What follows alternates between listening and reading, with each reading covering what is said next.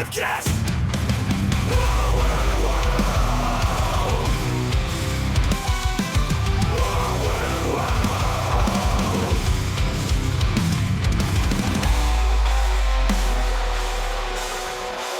Welcome to Our Weird World. I'm host John Henson, and this week going in a little bit of a different direction than what we normally do.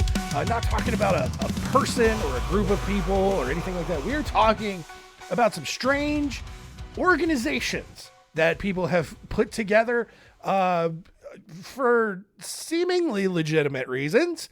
We will get into that. We are looking at the Church of the Hammer, the Ripper Crew, the Prevention of Calling Train Porters George, and our first one, the Concatenated Order of the Hoo-Hoo.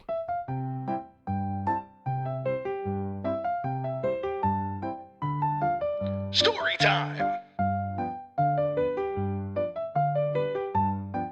Story time.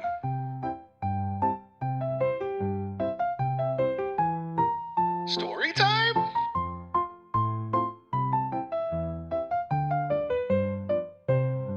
Story time. On the morning of January 21st, 1892, 6 men gathered at the train depot in Gurdon, Arkansas, all bound for a lumber convention, of which there are apparently several of these. And honestly, it's kind of like we talked about last week. There's not only is there a black market for everything, there's a convention for everything. And so for lumber, you want to go into an old fairgrounds warehouse and geek out over wood, then you go to a lumber convention, I guess. The train, however, was delayed for several hours, and they were finally told that it wouldn't arrive until later in the evening. So while they waited, a group of guys named B. Arthur Johnson, William Eddie Barnes, George Washington Schwartz, A. Strauss, George Kimball Smith, and William Starr Mitchell all just kind of sat around a lumber pile and began talking about the lumber industry.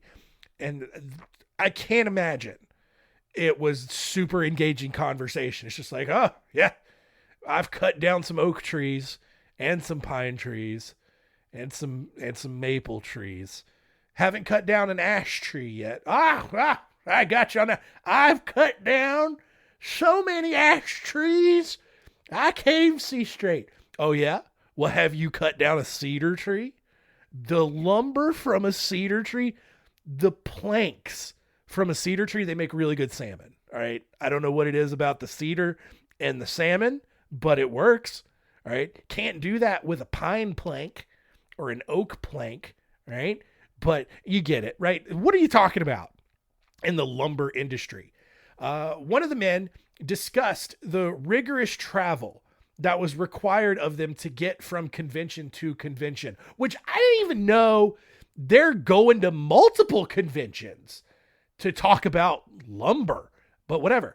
Another man suggested the need for a lumber union, which unions, they're popping up around this time in the late 1890s.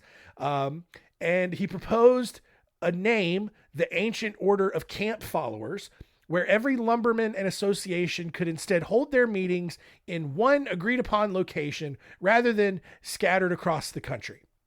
Arthur Johnson, a journalist for the Timberman newspaper in Chicago, and George Smith, secretary of the Southern Lumber Manufacturers Association in St. Louis, thought that was a dumb thing. They just thought it was a dumb thing to name an association the Order of Camp Followers. However, they did agree that a fraternal order of some sort for the lumber industry was a good idea. By the end of the day, the group of men agreed that all lumbermen should meet on the grounds of good fellowship, and that principle alone would produce a wealth of benefits to other lumbermen and their businesses. But that was too basic, right? That's pay to play, all right? You join a union or an organization or a club, you should have good fellowship, right? No one wants to join a club where everyone hates each other. So these guys, they realized that, and so they wanted their organization to be different. They didn't want mandatory attendance. They didn't want organized protests with dumb signs or chants. They didn't want tacky uniforms. So to make it more unique, the men proposed a secret form of communication so as to further differentiate themselves from other organizations, kind of like the Freemasons. I'm just kidding. They did want to be more like Freemasons, less AARP, right? So only people who displayed the characteristics and ideals that they hadn't even decided on yet would be recruited to join the new group. And then they decided on the name. After some deliberation, they settled on the International Concatenated Order of Hoo-Hoo. Hoo-Hoo does not mean vagina or wieners, right? It was a term that Johnson had made up only 1 month prior to describe a piece of hair that had been greased and positioned over an otherwise bald head, otherwise known as the comb over. But this dude's calling it the hoo-hoo. Okay. The word concatenate means to unite, which is exactly what the men wanted to do in the lumber industry. So it was the International United Order of Comb Overs. Okay. At this point, the psychedelics must have kicked in, and the men decided that the new club needed a mascot. And since they wanted to be unconventional and purposely non-superstitious, the group selected a black cat as the mascot and, for good measure, adopted ancient Egyptian history as their own backstory. So they're getting real weird with this. In accordance with the cat's 9 lives, Johnson proposed that number also be involved in every aspect of the order. There would be 9 men on the board of directors. The annual meeting would be on September 9th and start at 9:09 a.m. The initiation fee would be $9.99, and annual dues would just be 99 cents. I don't know why you wouldn't make that like $999 or another $9.99. Anyway, whatever. Why am I? They clearly don't care. They're not taking this seriously. Why am I taking it seriously? Finally, their final rule was that the order would never have more than 9,999 members. The men decided that the board of directors, whose name was changed to the Supreme Nine, must have appropriate titles for each of these board positions. So the Grand Snark, Senior Hoo-Hoo, Junior Hoo-Hoo, the Scrivenoter, the Bojern, the Jabberwock, the Custacashian, the Acronoper, and the Gurdon were born. Each state in which the order existed was then to be ruled by a vice-regent Snark, who then oversaw the state's concatenation. And with that, the Order of the Hoo-Hoo was born. The first regular meeting was held at the St. Charles Hotel in New Orleans on February 18th, 1892, where they initiated 35 of the leading lumbermen in the country. Membership was restricted to white males over 21, who engaged in the lumber industry as lumbermen, newspapermen, railroad men, or sawmill machinery men. A Mrs. M.A. Smith of Smithton, Arkansas, was initiated before the gender requirement was passed, so she stayed on as the order's only female member, which had to suck for her. By the early 1920s, the organization had grown to approximately 7,000 people. Over time, though, they just didn't keep up with it. Today, membership, it's still around.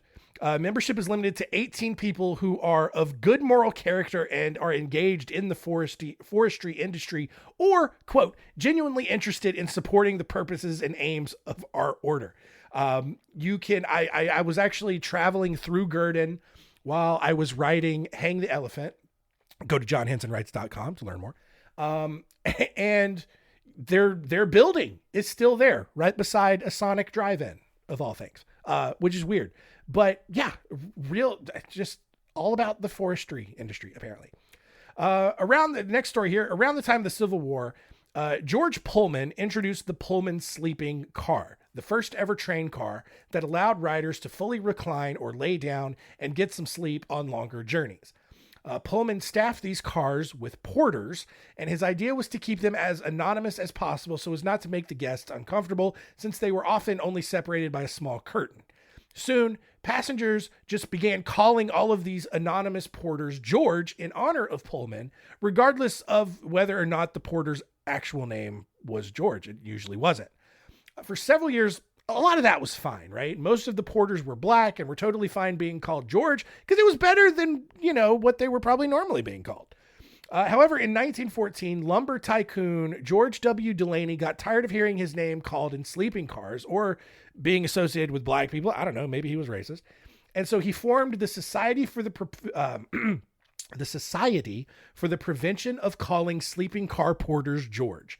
And although he somewhat founded it as a joke, Dulaney mailed out over 45,000 membership cards to people named George all over the world. And shockingly, more than 30,000 of these Georges responded and joined the group, including King George V and Babe Ruth, whose real name was George. By 1926, the SPC, SCPG,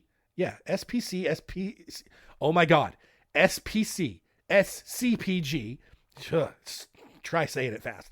They had persuaded the Pullman Company into installing small racks in each sleeping car that displayed the actual real name of the porter on duty. So started as a joke, but actually ended up doing something. Fun fact though, of the 12,000 porters that worked for Pullman while these sleeping cars were in service, 362 of them, which is about 3%, were actually named George. Our next story here, this one, not as whimsical or fun. On May 23rd, 1981, 28-year-old Linda Sutton was abducted in Chicago. 10 days later, her body was found mutilated and her left breast had been removed. The following year, Lorraine Borowski went missing. Her body wasn't discovered for 5 months until it was found in a cemetery. 3 more women were killed over the next 7 months, each one with their left breast amputated. On December 6th, 1982, Beverly Washington was found by a railroad track with her left breast removed. However, she was still alive, which has got to be wild. And she was able to give police a description of the attackers in the van that they had used to abduct her. Police eventually arrested Robin Gecht after learning that he had rented a motel room with 3 friends, Edward Spritzer and then Andrew and Thomas Cucurellis, where they had loud parties that appeared to be related to some sort of cult. Thomas Cucurellis quickly confessed to bringing multiple women back to Gecht's room, which he called a satanic chapel. Once inside, these 4 dudes raped and tortured the women and then amputated their breast with a razor wire. Whoa!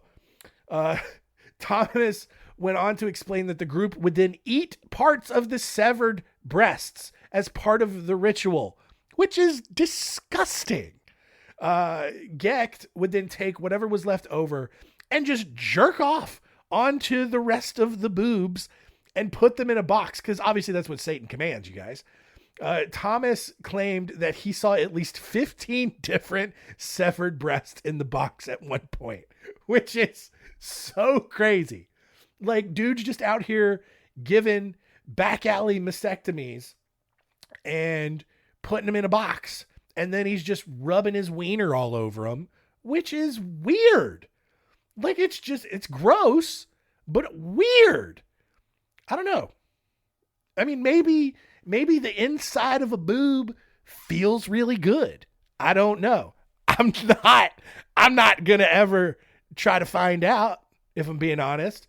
But maybe that's what, Robin Gecht had going on. Maybe he found this out and just had to gloop in a boob for the rest of his life. Let's see.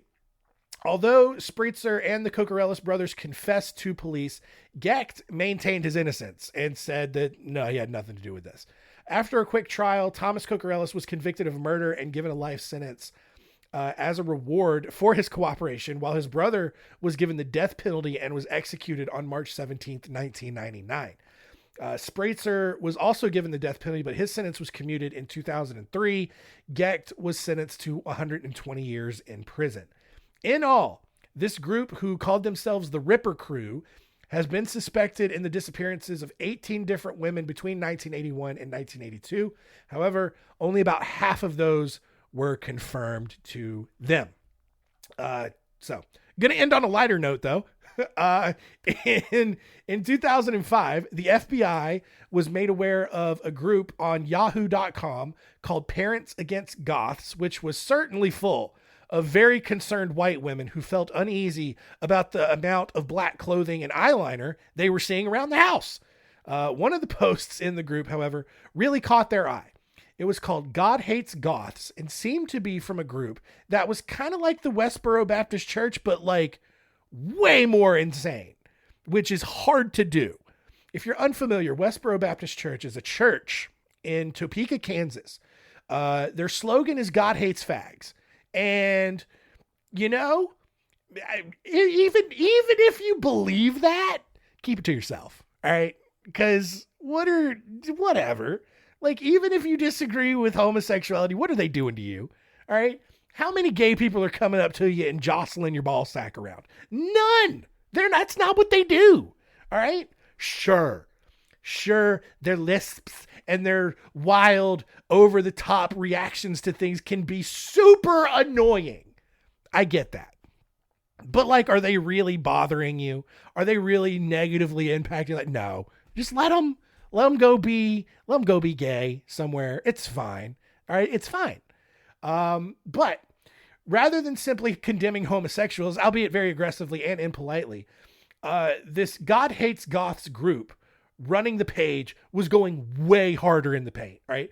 The owners of the group, calling themselves the Church of the Hammer, openly called for the murder of homosexuals on this webpage. And they didn't stop there. They also believed that God commanded them to kill fortune tellers, women who were not virgins on their wedding night, and everyone in a given city, if so much as one person worshipped a different God, which would basically be everybody. All right. It's basically because, like, listen, there are probably, like, there are not a ton of Muslims in the United States, but I feel pretty confident that there's at least one Muslim family in almost every city. Maybe not in the Midwest. I don't know. But I mean, California and the entire West Coast, they're gone. All right. The entire Northeast, gone. Any state where there's a large population of Indian people, gone. All right. So this group, they're going real hardcore, which is also really stupid. According to the internet, the church's founder, Randy Green, was a former understudy of Westboro Baptist Church leader Fred Phelps. Green had founded the God Hates Goths group in Colorado before being forced to flee to Massachusetts after committing arson. Why he would go from one super liberal state to the most liberal state, I don't know. The FBI began scouring their, because they found out about this and they felt like this was a pretty credible threat. They scoured their records for Randy Green, but were unable to find anything. But they weren't completely surprised by this, because maniacal cult leaders often assume different names and identities, because no future mass murderer would go around using their government name, right? I'm trying to think of like an example where they all ended up taking like weird pseudonyms and all that. Anyway, 2 years into the investigation, they look in this page for 2 years. The FBI finally decided that maybe we should go visit www.godhatesgoths.com. I don't know why it took them 2 years to go through this. There was probably some important information there. And guess what, you guys? There was. After reading every single line of text on the website, the FBI finally found their break. At the very bottom, inside the website disclaimer, was a note indicating that the entire thing was satire and it was just making fun of Westboro Baptist Church.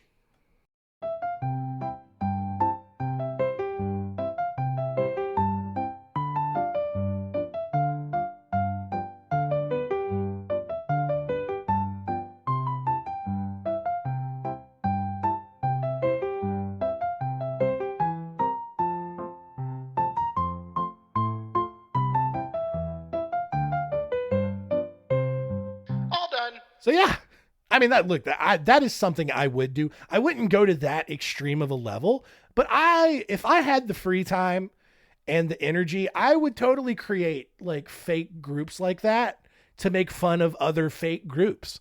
That seems like a fun thing for me. No one else would find it funny, but I would. And that's how my brain works. So a little bit shorter of an episode today, but who cares? All right. This is a free show. It doesn't matter. Let's recap these groups today and see what we learned.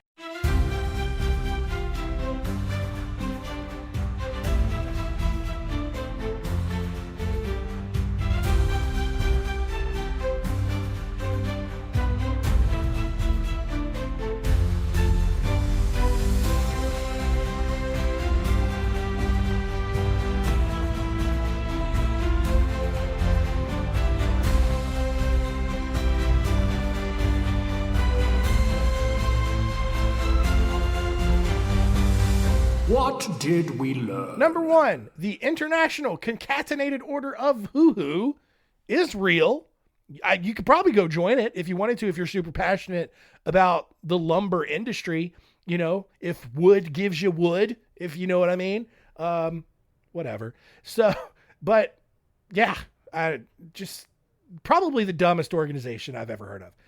Number 2, George Delaney got tired of hearing his name called when he was on his sleeping car in the train, because everybody was just calling the porters George, calling the black servants George, which is fine because they were probably calling him the N-word otherwise. So George is probably fine, but he didn't like hearing his name called all the time, constantly thinking that people were talking to him when they were just talking to some black.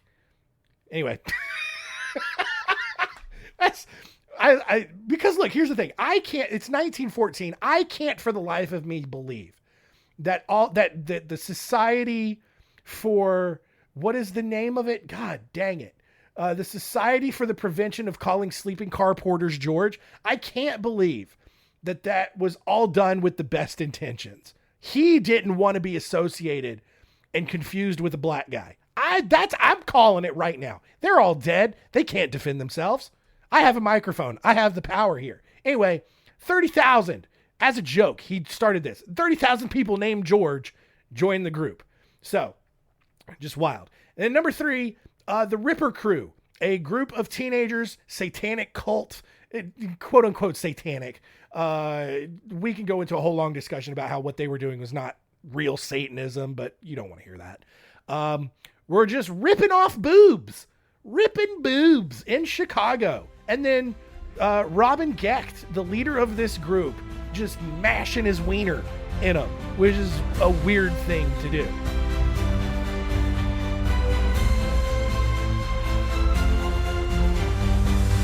What did we learn? Yeah, I did that on purpose. Because I know none of you said anything to me, but I know at least no one said anything to me yet as I record this. Because I know you were all so annoyed that I would just go to wrap up the show and I didn't have a music break after what did we learn. And I know it was bothering all of you. I don't know that any of you even cared or noticed, but it bothered me. I couldn't get it right. So there's going to be music there now to break up the segments, because that's how a podcast works. Anyway, that's it. Next week on the show, we're looking at some more airplane stories. And a lot of them, maybe all of them, crash. So I'm sorry if you're getting on a flight soon, but that's going to heighten your anxiety. So we're going to look at Asiana Flight 214, National Airlines Flight 2511, FedEx Flight 705, and the story of Alexander Kliyev. He's a Russian guy. You get it. So that's it. Thank you for continuing to listen. Keep telling all your friends and keep it weird.